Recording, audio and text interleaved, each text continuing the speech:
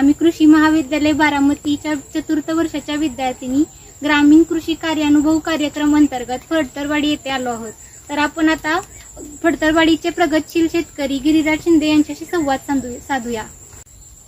भैया, तुमचं स्वागत आहे। आपण आपली ओळख आपल्या प्रेक्षकांना करून द्यावी। माझं नाव गिरीराज सोपानराव शिंदे, राहणार फडतरवाडी, तालुका फलटण, जिल्हा सातारा। माझं शिक्षण MSc ऑर्गॅनिक केमिस्ट्री मधून झालेलं आहे, पण मला पूर्वीपासून शेतीची आवड असल्यामुळे मी शेती हा माझा मुख्य व्यवसाय म्हणून निवडलेला आहे। तुमचे शिक्षण ऑर्गॅनिक केमिस्ट्री मध्ये झालेलं आहे, तर तुमचं ऑर्गॅनिक फार्मिंग विषयी काय मत आहे?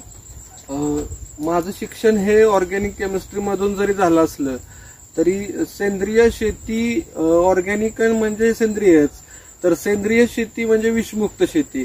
तर विषमुक्त शेती करत असताना आपल्याला रासायनिक खताचा कमीत कमी वापर करणं, तेच सेंद्रिय शेतीचं मुख्य सुरुवात आहे। आणि त्यामध्ये सेंद्रिय शेतीमध्ये वाढवताना जमिनीचा सेंद्रिय कर्ब हा वाढला पाहिजे। आणि शेतीमध्ये जीवामृत असू द्या, तुमच्या ट्रायकोडर्मा, ह्या जैविक ज्या बुरशी आहेत त्याचा वापर हा करणं गरजेचंच आहे, आणि तरच ते सेंद्रिय शेती शक्य आहे। तुमचे क्षेत्र किती आहे? आमचे एकूण क्षेत्र 7 एकर आहे। आणि त्यामध्ये सध्या कोणती कोणती पिके घेतली जातात? माझ्या सध्या क्षेत्रामध्ये पपई असू द्यात, फ्रूट मध्ये, व्हेजिटेबल्स मध्ये टोमॅटो, भेंडी, घेवडा अशासारखे पिकं मी वर्षानुवर्ष घेत असतो। तुम्ही खत व कीड व्यवस्थापन कशा प्रकारे करता? खताचं नियोजन हे मुख्य आपण जे पीक लावतो त्याच्या स्टेजनुसार आपल्याला खताचं व्यवस्थापन हे करावं लागतं। लहान स्टेजमध्ये आपल्याला कुठले खत द्यायचं आणि कुठला स्प्रे करायचा हे त्या पिकावरती ते अवलंबून असतं ना। त्याच्यामुळे खतांचे हे ते कुठले डोसेस द्यायचे हे पूर्ण त्याचं शेड्यूल बनवावं लागतं।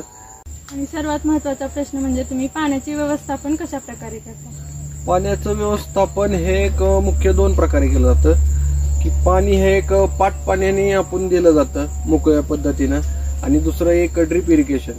आजकाल ड्रिप इरिगेशन हाच विषय आज सगळीकडे चाललेला आहे, ज्या शेतीमध्ये हा महत्वाचा आहे। आणि पाणी हा मुख्य विषय, सगळ्यात महत्वाचा विषय आहे। पाणी हे तुमचं पिकांकरता एका pH मेंटेन असलं पाहिजे। पाणी जर खरंच pH मेंटेन असेल तुमचा, तर पाण्यामधूनच तुम्हाला पूर्ण दिलेली खते हे पिकांकरता उपलब्ध होत असतात। शेती करताना शेतामध्ये खर्च किती येतो? शेतीमध्ये ऊसासारख्या मुख्य पिकाला जर आपण एकंदरीत खर्च धरला तर एकरी 50,000 ते 60,000 रुपयापर्यंत खर्च येतो। आणि पपईमध्ये जर 500 झाडांमागे जर आपण हिशोब धरला तर 40 टन उत्पादन असं एकंदरीत गणित असतं। आणि 40 बाजारभाव जर 20 रुपये भेटला तर 7 ते 8 लाख रुपयापर्यंत आपल्याला एकूण उत्पादन मिळतं। हे जे उत्पादन निघाले त्याचं मार्केटिंग कुठं करतात? एकूण उत्पादन हे व्यापारी जाग्यावरून सुद्धा मार्केटिंग होतं। बांधावरून तुमचा माल हा विकला जातो। आणि आपल्याला जर दुसरा ऑप्शन असेल तर कृषी उत्पन्न बाजार समिती फलटण असू द्यात, पुणे गुलटेकडी मार्केट यार्ड, तिकडे सुद्धा आपण हा माल पाठवू शकतो। तर भैया, तुम्हाला शेती करताना काही अडचणी आल्या का? जशा की शेतीतील असू देत किंवा घराकडून, म्हणजे एवढं शिक्षण झाले तरी पण तुम्ही जॉबची संधी सोडून शेती निवडली, अशा काही अडचणी आहेत का?